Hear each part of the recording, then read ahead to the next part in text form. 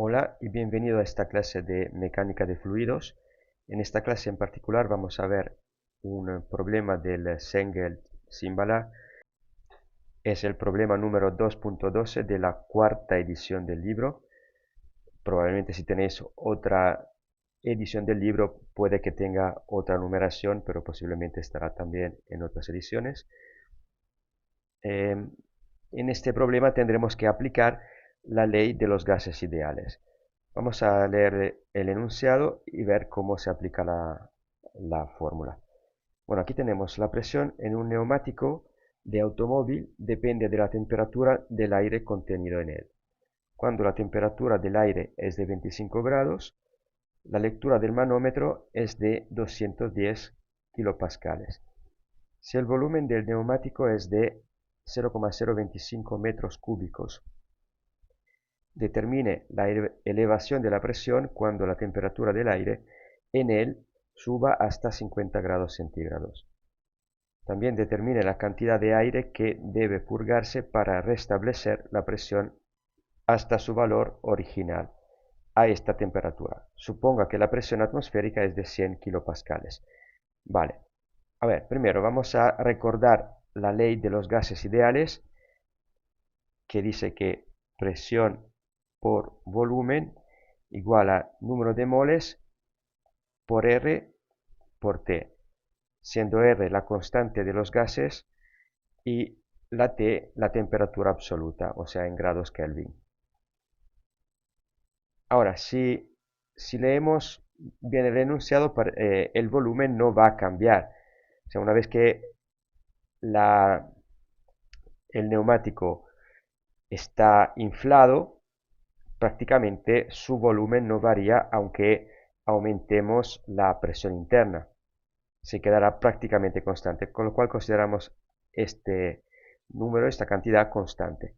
Entonces, si bajamos la V a dividir, queda que la presión igual a N por R partido entre V y por T.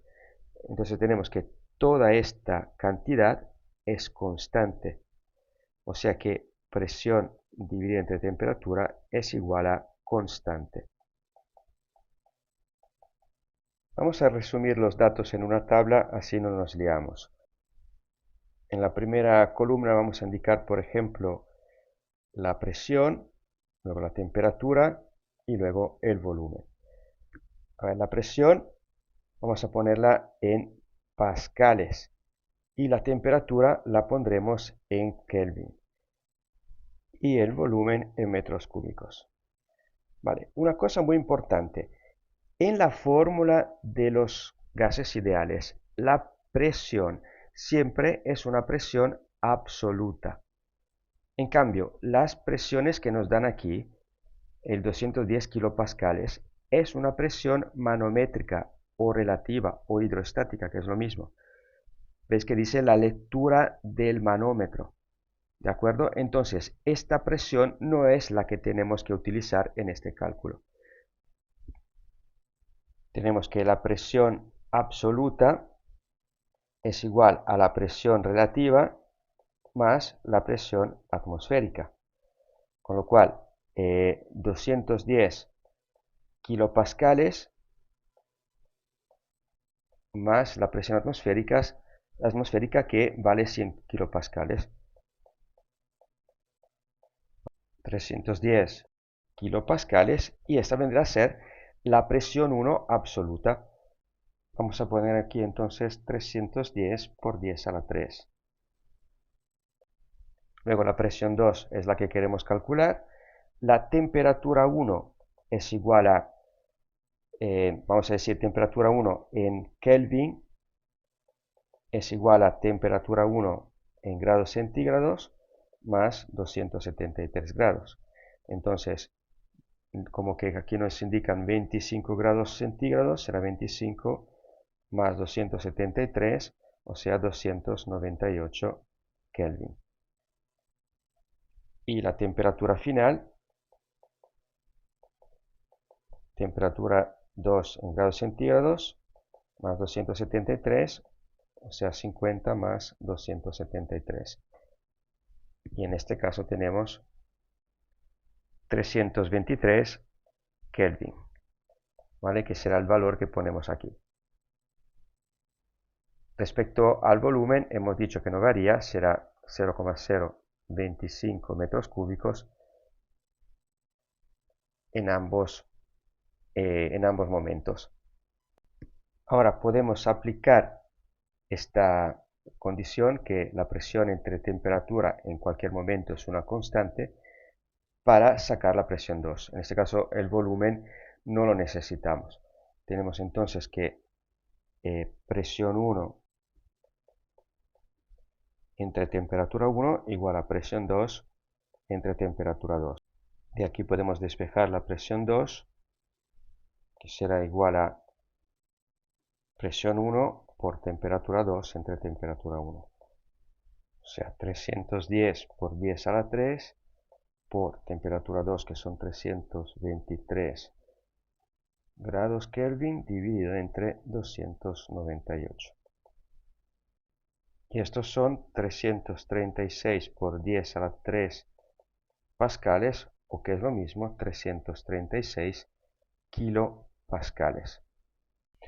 Ahora, si nos fijamos bien, la pregunta no es realmente cuánto vale la presión 2, sino lo que nos preguntan es la elevación de la presión, o sea, el incremento de la presión, lo cual tenemos que calcular el delta P, o sea, la presión final menos la presión inicial. Eso serán 336 menos 310, o sea, 26 kilopascales. Bueno, vamos a ver ahora el apartado B. Nos piden que determinemos también la cantidad de aire que debe purgarse para restablecer la presión hasta su valor original, a esta temperatura. Supongamos que la presión atmosférica es de 100 kilopascales, ¿vale? O sea que si queremos restablecer la presión hasta su valor original, podríamos pensar que la presión se mantiene constante a este valor y la cantidad de aire que tenemos que hacer salir para que la presión se mantenga en este valor, digamos, es lo que tenemos que calcular. Bueno, vamos a utilizar la fórmula de la masa, partiendo de la fórmula de la densidad, que es densidad igual a presión por masa molecular dividido entre R por T. Ahora, como que la masa es densidad por volumen, entonces tenemos que la masa será igual a presión por volumen por masa molecular partido de R por T. Ahora, la masa molecular no la sabemos, pero sabemos que la R', que es R partido entre la masa molecular, para el aire vale 287 pascales por metro cúbico dividido entre kilogramos por Kelvin. Entonces podemos utilizar este valor y me queda que la masa es igual a presión por volumen partido de R' por T. Calculamos entonces la masa 1 en el momento inicial, que sería la presión 1 por volumen entre R' por T1, o sea, 310 por 10 a la 3 por 0,025 dividido entre 287 por la temperatura 1, que son 298. Y esto es igual 0,0906 kilogramos. Vamos a comprobar que las unidades estén todas bien. Tenemos que la presión son pascales por el volumen, que son metros cúbicos, dividido entre la R', que son pascales metros cúbicos, dividido entre kilogramos por Kelvin, y luego por la temperatura, que son Kelvin. Se van pascales con pascales, metros cúbicos por metros cúbicos, Kelvin con Kelvin, y los kilogramos que están al denominador, del denominador pasan al numerador, con lo cual el resultado final son kilogramos, que es lo que tiene que dar, digamos. Bueno, entonces vamos a calcular ahora la masa 2, utilizando otra vez la misma presión 1 por el volumen, que es el mismo, dividido entre R' por T2. ¿Vale? Por lo que hemos dicho, dejamos la misma presión porque es la presión que queremos al final, después de quitar, digamos, la masa en exceso. ¿Vale? Esto viene a ser 310 por 10 a la 3 por 0,025 dividido entre 287 por 323.